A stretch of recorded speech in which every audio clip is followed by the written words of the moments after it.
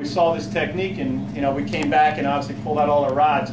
And one thing I found is that on all 48 of my rods, the bend action is exactly the same on every single one of them on how to move a fish's head to get him in the boat faster. And to kind of give you a basic summary, 150-pound tuna, what used to take us an hour, hour and 20 minutes, we were getting in the boat now in 20, 25 minutes. Is that last year they put a slot size on tuna. You couldn't keep anything between 59 and 73 inches. Well, you don't know that until they get to the boat. And the average angler doesn't know how to fight a fish to get him in quick enough so they can measure it, release it, and release it safely. So it posed a big problem. A lot of fish were getting released dead. And that to me is a waste. So long story short is we're all about conservation. If the fish were in jeopardy, I would not fish. All right, so me standing up here today is to say we can go for them. And when we go for them, let's do it smartly and get them in and only keep what we need. So with that said, I want to break down tuna fishing. A lot of you have seen basic tuna rods. This is just a Van Staal, 7 foot. It's just a Van Staal? Just a Van Staal. Just two Van Staals, by the way. You can tell that's a tuna fisherman talking when he says just a Van Staal. So with this said, Van Staal 275, you can actually use the Van Staal 250. The reason why I say that, I'm trying to draw correlations to gear that you might currently have in your arsenal already and say that it's very doable. Loaded up with anywhere from 65-pound braid. This one's got 80-pound braid. I'd rather have an overkill for bass than an underkill for tuna.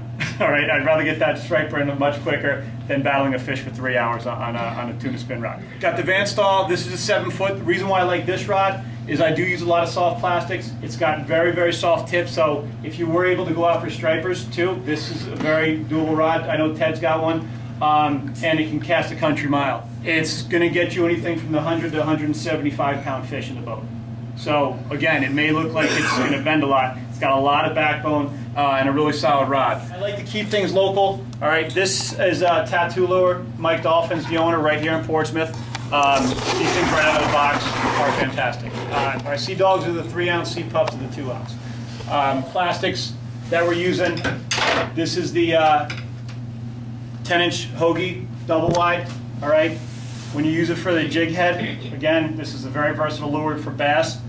Here's your 2-ounce jig head. It's got a screw on the back. You literally screw it into the plastic. Okay. Once it's screwed in, you're good to go. They come in packs, I think, of 5.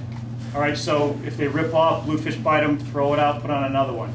These things are actually soy-based, so if it gets ripped up on the head, take it off, screw in the next piece. Yeah, you're down an inch, but again, you're saving the plastic.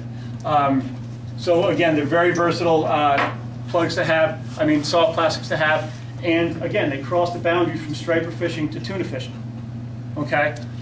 So, while we move up on the next side, we've covered the reels. Again,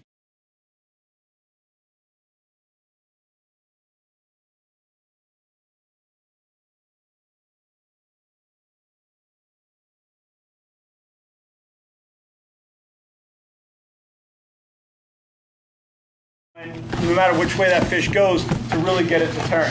So if you go ahead and bend that rod down again, like like you want to get that weight to move. All right, so that weight just moved. 2 guys starting to bend. All these guys are parallel. You got a direct line, direct connection to where this fish is entering into the water. Okay, so all you need to do is bump that weight. When you're home and you set up this system, don't think you got to lift the weight off the ground. All right, you just got to move the weight. Moving the weight changes the fish direction. That's what we're talking about. Okay.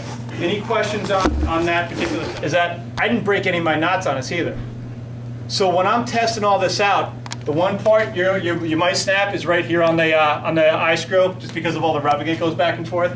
But it's a good way to test out your knots. If you see something online, you want to try out a new knot, this is a great way to experiment. It kind of changed the entire way I tuna fish after I did this experiment, and especially now that I'm able to transfer that to albacore, bonito, stripers, blackfish kind of hard to straight them down, but everything else, it really just changed how I fight a fish. We're fishing areas like Rose Island where there's tons of rocks. Get them out of that area. This is how you do it. This is how you get them, pull them out of that treacherous area where you're going to break off a big fish and get them to the boat quickly. All right? Any questions? Well, that's my presentation, so hopefully you learned something.